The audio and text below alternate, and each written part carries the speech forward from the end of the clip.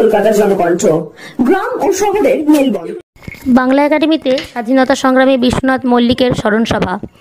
সম্প্রতি স্বাধীনতা সংগ্রামী বিশ্বনাথ মল্লিকের 106তম জন্মদিন উপলক্ষে স্মরণসভা অনুষ্ঠিত হল রবীন্দ্রসদন প্রাঙ্গণের পশ্চিমবঙ্গ বাংলা সংস্কৃতি প্রাণকেন্দ্র বাংলা একাডেমির ঐতিহ্যমণ্ডিত প্রেক্ষাগৃহে। বিশিষ্ট ব্যক্তিবর্গদের মধ্যে উপস্থিত ছিলেন বিজ্ঞানী, লেখক, শিক্ষাবিদ ডক্টর সুকুমার ঘোষ, বিশ্ববঙ্গ সাহিত্য সংস্কৃতি সম্মেলনের কর্ণধার, নাট্যকার, গীতিকার, লেখক রাধাকান্ত সরকার, গোলপার্ক রামকৃষ্ণ মিশনের চিত্রশিল্পী পার্থ দে, বিশিষ্ট আবৃত্তিকার অসিত কুমার সাহা প্রমুখ বিশিষ্ট ব্যক্তিবর্গ। তারা সকলেই সংগ্রামের স্মৃতিচারণা করেন। ছেলে আমার ভূগোল পড়ছে। আমাদের দেশের নাম ভারতবর্ষ। আমাদের দেশের নাম ভারতবর্ষ। ভারতবর্ষের উত্তরে হিমালয়, উত্তরে দক্ষিণে দক্ষিণে বঙ্গোপসাগর, উত্তরে বাবা বাবা ডাক শুনে বিলক্ষণ বিরক্ত হলাম। মাথায় এক খাবলা তেল মেখে স্নান করছি, এরপর গোগ্রাসে খাওয়া, তারপর 8:37 লোকাল। বল, কি বলছিস? হিমালয় পর্বতমালা কিরকম বাবা? পর্বতমালা ও হচ্ছে গিয়ে বড় বড় পাহাড়ের সারি।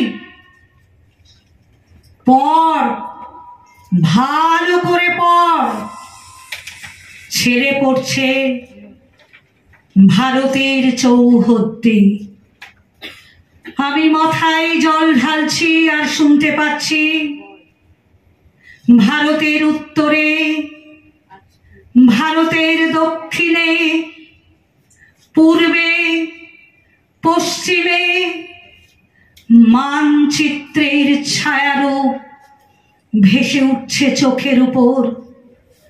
ক্ষুদিরামের, লালা লাজপতের, সূর্য সেনের, ভগৎ সিংয়ের ভারতবর্ষ, অগণিত মুক্তিযোদ্ধার ভারতবর্ষ। ভারতবর্ষের উঠোন জুড়ে রক্তের আলপনা। না, আমি কোনো যোদ্ধা নই, বিপ্লবী টিপ্লবী ও সব কিছু নই। নিতান্তই গৃহপোষ্য, অফিসের কেরানি।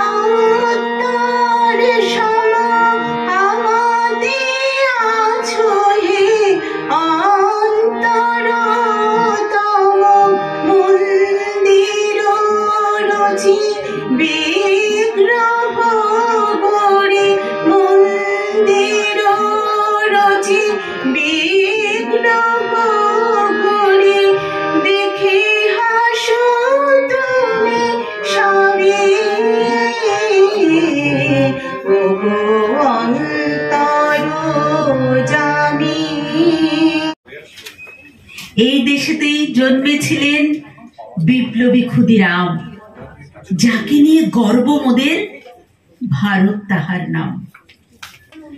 ভুলো না কখনো তোমরা যেন ওহে দেশের জন্য আসে দঙ্গি নেহি লক্ষ্মীবাইয়ের কথা। ভারত স্বাধীন করতেই হবে মহাত্মাজির প্রথা। এদের কথা কোনোদিনও ভুলবো না কো মোরা, যাদের কথা ইতিহাসে সব চাইতে সেরা। পণ করেছি ভুলবো না কো বীর বিপ্লবী বিশ্বনাথের নাম, তার চরণেও জানাই মোরা শত কোটি প্রণাম। আজকে এই স্মরণসভা থেকে কি বলবেন? স্মরণসভাতে এসে প্রথমে আমি খুব ধন্য হয়েছি। স্মরণসভার যে বিপ্লবী সংগ্রামী স্বর্গীয় বিশ্বনাথ মল্লিক মহাশয়ের গ্রামের বাড়ি, পাড়াতে একই পাড়ায় আমার বাড়ি ছিল এবং ওনার সাথে আমি অনেক দিন থেকেছি। হ্যাঁ, অনেক দিনই থেকেছি ওনার সাথে।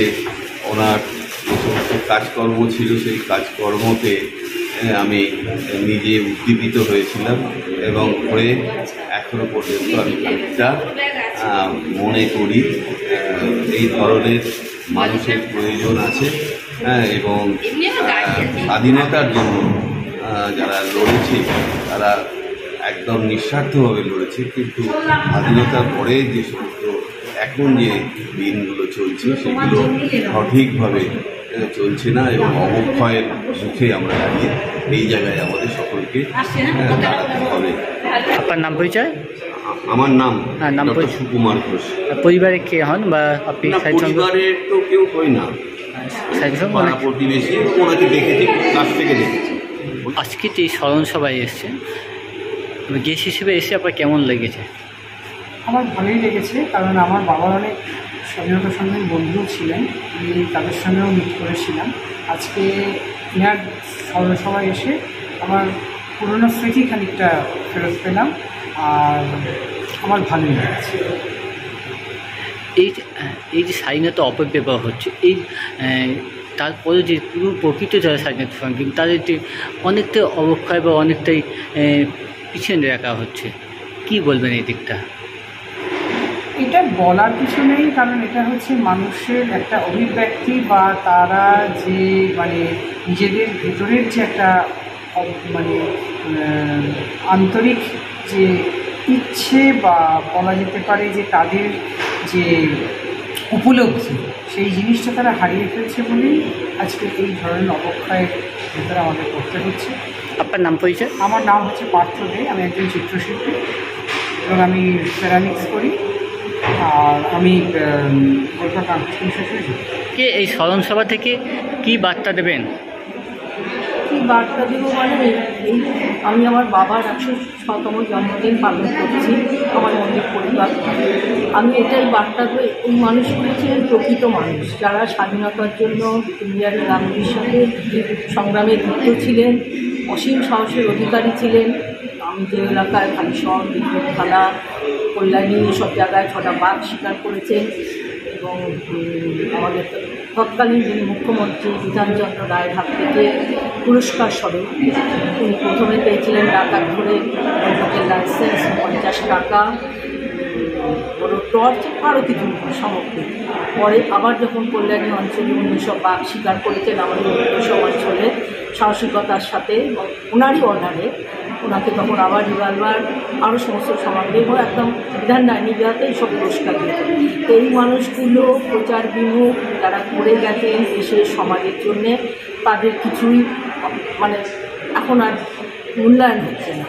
যে জন্যে আমি চাই আমার বাবার এটা মূল্যায়ন হোক এবং কল্যাণী বিদ্যুৎ থানা এলাকা বা হালিশোর এলাকা তার একটা কিছু থাকুক, সেটা মুক্তি হিসেবে থাকুক, কোনো কিছু নামাঙ্কিত থাকুক, এটা আমার খুবই ইচ্ছা।